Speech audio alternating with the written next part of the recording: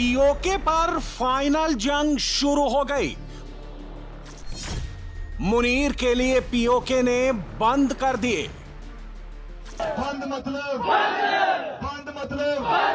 हर एक शहर, हर एक शटर, हर एक दुकान, हर एक रोड, हर एक तहसील, हर एक जिला, मीरपुर, बिंबर, चकसवारी, डुडियाल, कोटली, बंदरी, हजीरा, अब्बासपुर, नकियाल, रावलाकोट।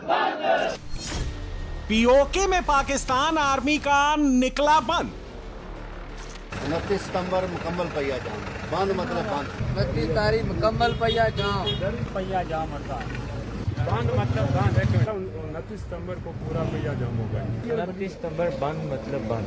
बंद मतलब बंद। बंद है कि मतलब बंद। किसी की ट्रैफिक, दुकानें, कारोबार तमाम बंद होगा। 29 सितंबर बंद मतलब बंद। 29 सितंबर इंशाल्लाह मुकम्मल लॉकडाउन। बंद मतलब बंद। पीओके पाकिस्तान से आजाद होगा या अब संग्राम होगा? हिंदुस्तान और पीओके के बीच 740 किलोमीटर की लाइन ऑफ कंट्रोल है। इस वक्त एलओसी के पार पीओके के हर एक शहर में मुनीर आर्मी के खिलाफ विद्रोह की चिंगारी भड़क रही है।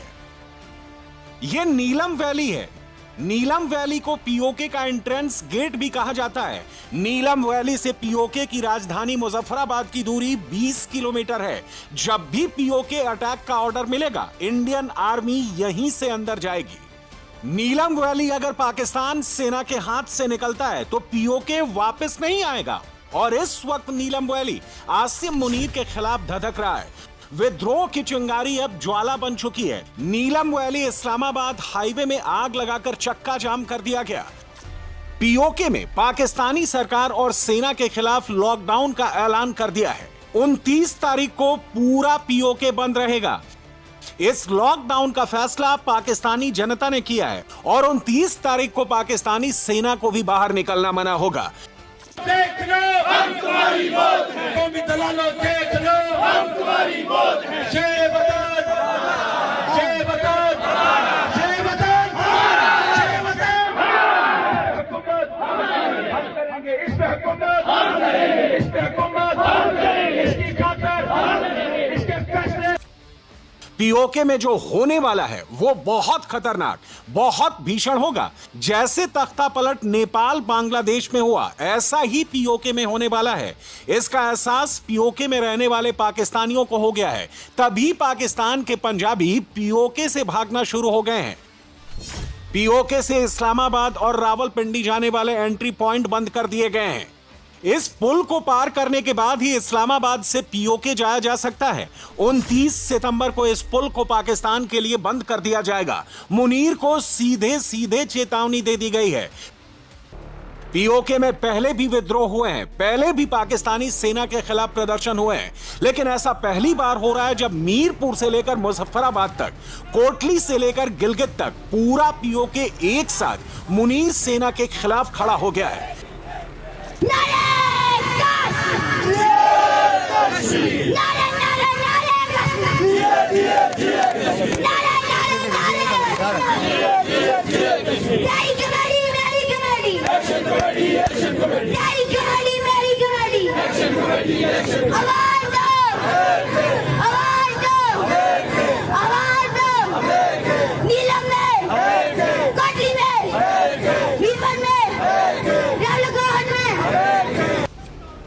पहली बार पाकिस्तानी सेना डर रही है।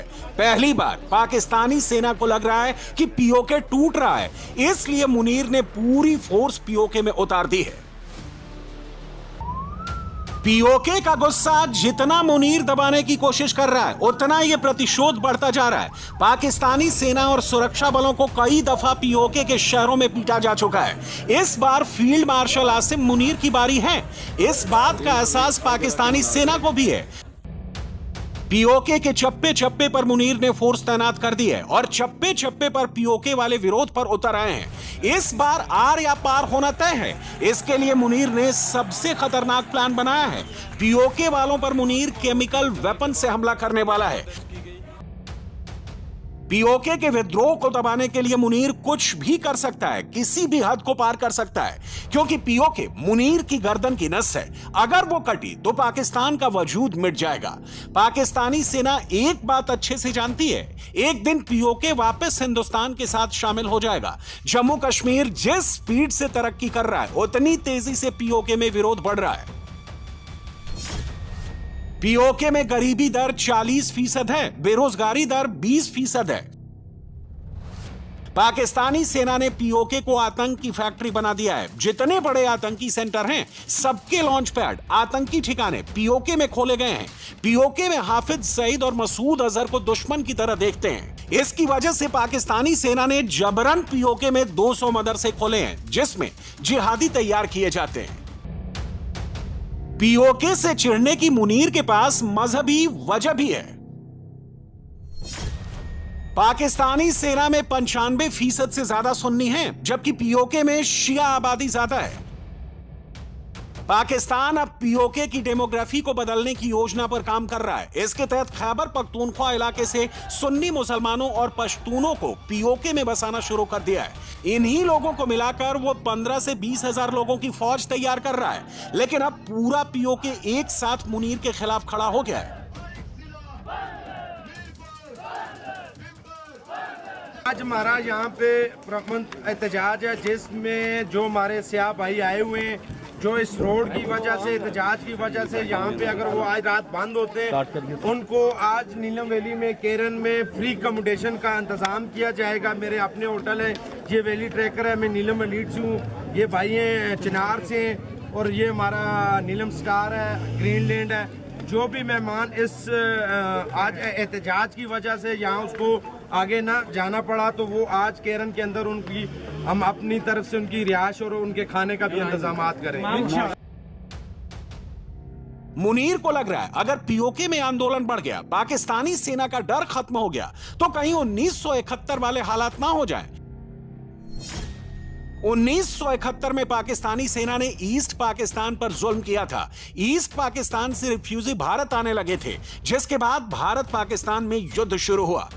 अब पीओके में भी ऐसा सीन बना। मुनीर ने कत्लेआम शुरू किया और एलओसी में रिफ्यूजी आने लगे, तो इंडियन फोर्स फिर एक्शन लेगी और यह मुनीर के लिए ऐसी 2 फ्रंट वॉर होगी जो पाकिस्तान का नक्शा एक बार फिर बदल देगी। यही वजह है पाकिस्तानी सेना ने पीओके में इंटरनेट सस्पेंड कर दिया है। पीओके की फोन लाइन भी ठप कर दी गई है ताकि लोग एक दूसरे से संपर्क में ना रह सकें। पाकिस्तान ने पीओके के 2 हिस्से कर दिए हैं। एक को नाम दिया आजाद कश्मीर, दूसरा गिलगित बाल्टिस्तान। पीओके के पहले हिस्से में मीरपुर, भिम्बर, कोटली, मुजफ्फराबाद, बाग, नीलम, रावलकोट और सुधानोटी कुल 8 जिले हैं। यहां आबादी 41 लाख है।